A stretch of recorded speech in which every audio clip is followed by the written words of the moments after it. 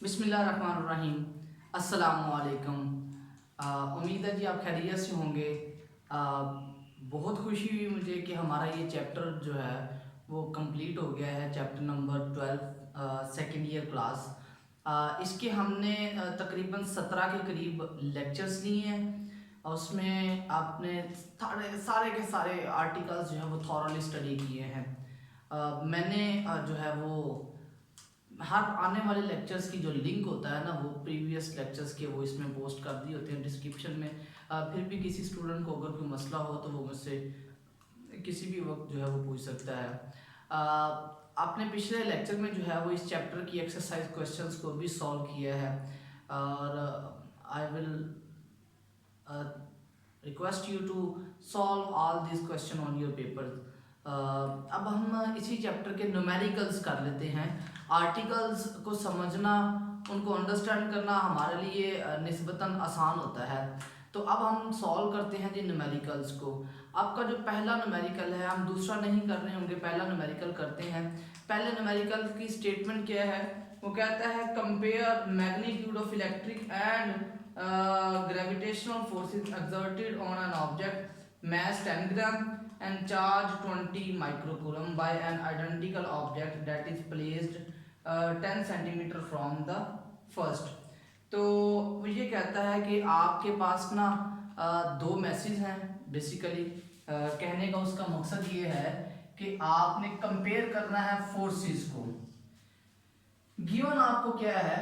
Given है जी आपको दो मैसेज। आइडेंटिकल मैसेज से मुराद ये होता है कि M1 और M2 ये दोनों गिवन है और वो 10 ग्राम है।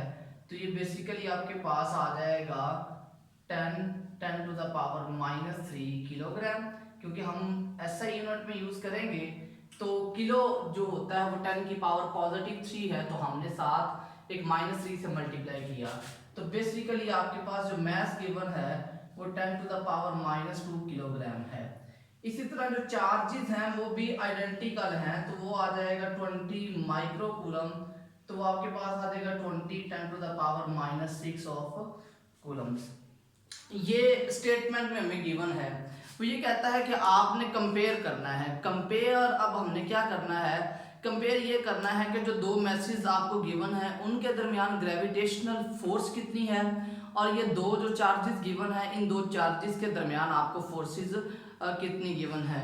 तो स्टूडेंट आपको पता है बाय फार्मूला या by gravitational law F is equal to the G M1 M2 over R square। अच्छा, एक चीज जो हमें गिवन है वो दोनों के दोनों ये बताया हुआ है कि दोनों पार्टिकल जो है वो 10 सेंटीमीटर एक दूसरे से अपार्ट हैं। मतलब दोनों मैसेज जो हैं वो भी एक दूसरे से 10 सेंटीमीटर के फासले पर हैं और दोनों चार्जेस भी एक दूसरे से 10 सेंटीमीटर के फासले पर हैं। तो D या R वो आपको गिवन है 10 सेंटीमीटर, या आप यूं समझ लें जी 0.1 मीटर। अच्छा जी, इसमें पुट करते हैं values. F is equal to the 6.673 10 to the power -11, ये यूनिवर्सल कांस्टेंट है। M1 और M2 दोनों सेम है तो हम उसका स्क्वायर यहाँ पर कर देते हैं। R जो है दिस इज 0.1, उसका भी स्क्वायर हो गया। अच्छा जी, इसको सॉल्व करते हैं। 6.673 10 टू द पावर -11 और ये स्क्वायर सॉल्व किया तो -4 हो गया और नीचे आ जाएगा 10 टू द पावर -2। तो जो ग्रेविटेशनल फोर्स आती है उसको अब सॉल्व करने पर, सॉल्व इसमें अब क्या करना है? सॉल्व बहुत इजी है। आपने जो 10 की पावर्स हैं उनके बगैर वाली रकम्स को सेपरेट सॉल्व करना है और जो 10 की पावर वाली रकमें हैं, टर्म्स जो हैं, उनको आपने क्या करना है? सेपरेटली सॉल्व करना है। तो यहां से मुझे क्या मिल रहा है जी? -11 -4 और +2। तो क्या मिलेगा? 6.673 10 टू द पावर -15, तो -13 न्यूटन मेरे पास आ गई है जी ग्रेविटेशनल फोर्स। दो मैसेज जो कि 10 सेंटीमीटर अपार्ट हैं और हर एक मैस आपके पास 10 ग्राम्स का है, तो उनके दरमियान जो फोर्स है वो कितनी आती है? This force the value is given on the paper, on the board. अब सेकेंडली हमारा जो कंसर्न है वो इलेक्ट्रिक फोर्स का है, that will be equal to the K Q1 Q2 over r square. So Fe will be equal to the 9 exponent 9. Q1 आपको given है जी 20 microcoulomb और Q2 भी उतना है तो उनका स्क्वायर हो गया 0.1 उसका स्क्वायर आ गया जी। अच्छा जी अब आपके पास क्या वैल्यू आ जाती है। Now the value is Fe is 9 exponent 9 और 400 exponent minus 12 और divided by 10 to the power -2। देखिए मैंने अभी तक तो कैलकुलेटर कहीं पर भी इस्तेमाल नहीं किया, जहां मुझे ज़रूरत पेश आएगी मैं ज़रूर कैलकुलेटर का इस्तेमाल करूंगा। अभी तक मैं आपको विदाउट कैलकुलेटर ट्रिक्स बता रहा हूं कि हम किस तरह कैलकुलेटर के बगैर जो है वो अपनी कैलकुलेशंस को सॉल्व कर सकते हैं। तो हमने जस्ट क्या किया है, विदाउट पावर ऑफ 10 आपने उनको सॉल्व किया है। अच्छा जी अब आपके पास यहाँ पर क्या बचता है, Fe is equal to the, इन दो को आपस में मल्टीप्लाई किया 3600 10 टू द पावर -12 +9 और +2, आपने सारी पावर्स को सॉल्व कर दिया। This is 3.6 10 to the power 3 और 10 टू द पावर यहाँ पर आपके पास हो गया 11 तो -1। अच्छा जी this is 3.6 10 to the power 2 newton. आप ऑब्जर्व करें कि दो चार्जेस जो हैं जब वो आपके पास दो मैसेज जो हैं वो 10 ग्राम के, उनमें फोर्स की वैल्यू 10 टू द पावर -13 ना होने के बराबर माइन्यूट, और ये जो आपके पास 20 माइक्रोकूलम के दो चार्जेस हैं उनमें कितनी फोर्स है 3600 न्यूटन। तो इसका मतलब क्या है, इलेक्ट्रिक जो फोर्स होती है दो चार्जेस के दरमियान, it may be the force of attraction और it may be the force of repulsion, तो ये बहुत ज़्यादा होती है। अब ये कितने गुना ज़्यादा है वो आप कंपैरिजन से निकाल सकते हैं। कैसे जी, Fe ओवर mg करते हैं 3600 ओवर 6.673 10 टू द पावर -13। तो आप देखेंगे जी मैं कैलकुलेटर से इसको सॉल्व कर लेता हूँ directly he. 3600 divide by 6.673 exponent -13 you will get, तो ये तकरीबन आपके पास 10 टू द पावर 15 टाइम्स ज्यादा है। तो अगर आप इनको कंपैरिजन में लेके आते हैं तो जो आपकी इलेक्ट्रिक फोर्स होती है वो तकरीबन ये 10 टू द पावर 15 एक बहुत बड़ी वैल्यू है, जो हमें लग रहा है कि जैसे 5 टाइम्स है या 5.4 राउंड ऑफ करने पे बनती है, तो ये इतनी नहीं है, ये 10 टू द पावर 15 अब बहुत लार्ज वैल्यू जो है वो बनती है। अच्छा जी ये आपके पास पहला प्रॉब्लम था, तो मेरा जहाँ तक ख्याल है कि ये बहुत ईजी था, आप लोगों को इसमें कोई प्रॉब्लम नहीं हुआ होगा। तो ये कितना बनता है जी,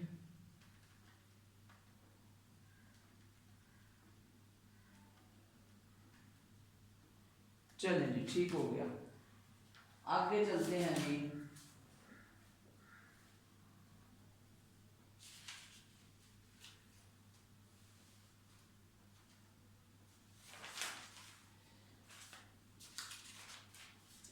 आगे प्रॉब्लम है जी हमारे पास 3। प्रॉब्लम ये कहता है आपके पास एक पॉइंट चार्ज है जो कि -8 एक्सपोनेंट -8 कूलम का है और उसे हमने ओरिजिन पर प्लेस किया हुआ है। Calculate the electric field at a point 2 centimetre from the origin on the z axis. अच्छा जी करना इसमें क्या है, करना इसमें सिर्फ ये है कि आपको गिवन ये है नंबर 3 प्रॉब्लम है, एक चार्ज नेगेटिव है, -8 10 टू द पावर -8 कूलम, और ये चार्ज जो पड़ा हुआ है कितने डिस्टेंस पर पड़ा हुआ है 2 सेंटीमीटर के डिस्टेंस पर है, और ये डिस्टेंस का 2 मीटर के डिस्टेंस पर है और z एक्सिस के लॉन्ग है। अच्छा जी ये एक चार्ज आपको गिवन है, आपने करना इसमें ये है कि हमने अब जस्ट सिंपली वैल्यू को सॉल्व करना है, इलेक्ट्रिक इंटेंसिटी फाइंड आउट करनी है।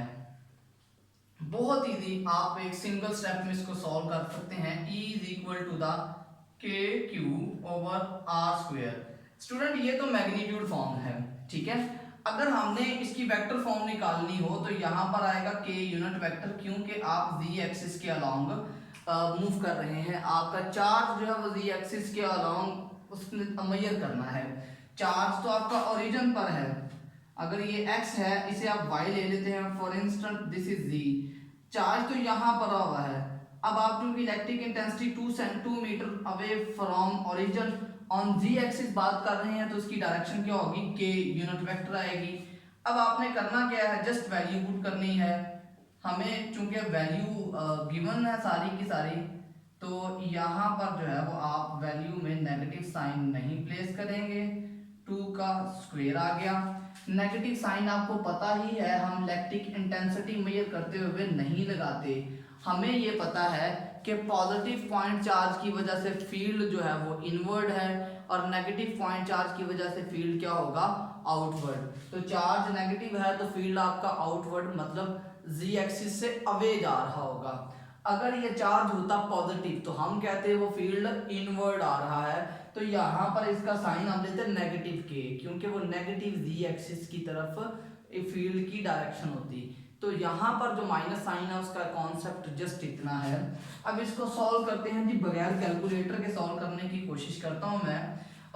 E is equal to the student 2 का स्क्वायर लिया 4 आ गया, 4 और यहाँ से ये 2, आपके पास रिजल्ट आ गया ऊपर 2 और 9 2 18 हो गए, 18 multiplied by 10 to the power plus 9 है और माइनस 8 है तो 1 बचा।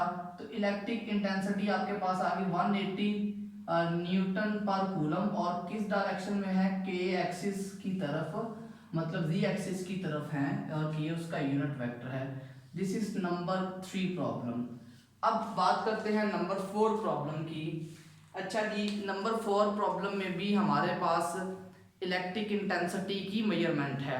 वो ये कहता है determine the electric field at a position. अच्छा जी, आपको अब गिवन क्या है, पोजीशन गिवन है 4i प्लस 3j, इस पोजीशन यूनिट वेक्टर पे caused by a point charge आपको गिवन है 5 माइक्रो कूलम का, this is 5 10 to the power minus 6 coulomb.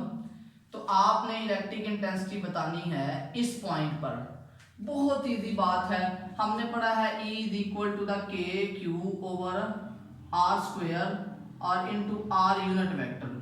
अगर आप बात करते हैं तो ये आर यूनिट वेक्टर तो इसी तरह से आएगा। अच्छा, अब ये आर यूनिट वेक्टर है, यहाँ वेक्टर है, आपको ये आर वेक्टर गिवन है, तो स्टूडेंट आपको तो एक चीज पता है कि आर वेक्टर जो होता है वो आर मैग्नीट्यूड और आर यूनिट वेक्टर के बराबर होता है। क्यों ना हम इस आर यूनिट वेक्टर की वैल्यू बता दें यहाँ पर। जब आप वैल्यू बताएंगे तो आपके पास क्या रिजल्ट बचेगा, के क्यू ओवर आर स्क्वायर, और इस आर यूनिट की जगह यूनिट वेक्टर की जगह पर आपके पास क्या बचेगा, r vector over r vector की मैग्नीट्यूड। अच्छा जी, ये अब आ जाएगा k q over r cube into r vector.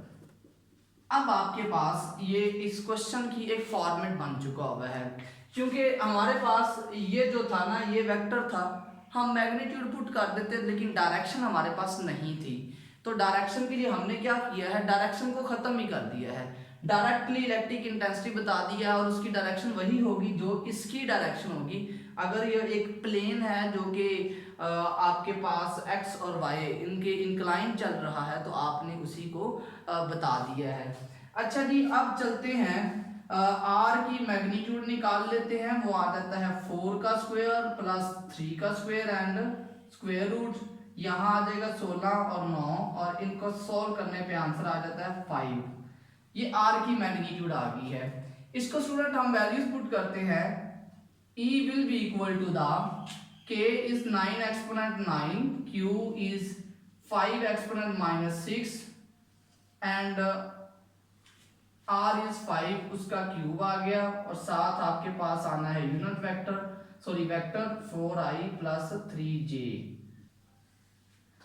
अच्छा जी, बिल्कुल सिंपल काम किया है, और काम क्या हमने किया है, जस्ट आपने वैल्यूज पुट की हैं अपने उस फार्मूले की जगह पर जो फार्मूला आपने अभी डिफाइन किया था। अच्छा जी, इसको सॉल्व कर लेते हैं। E आपके पास जो वैल्यू आ जाती है that is equal to the 9 और यहाँ पर क्या आ जाता है 45 10 टू द पावर,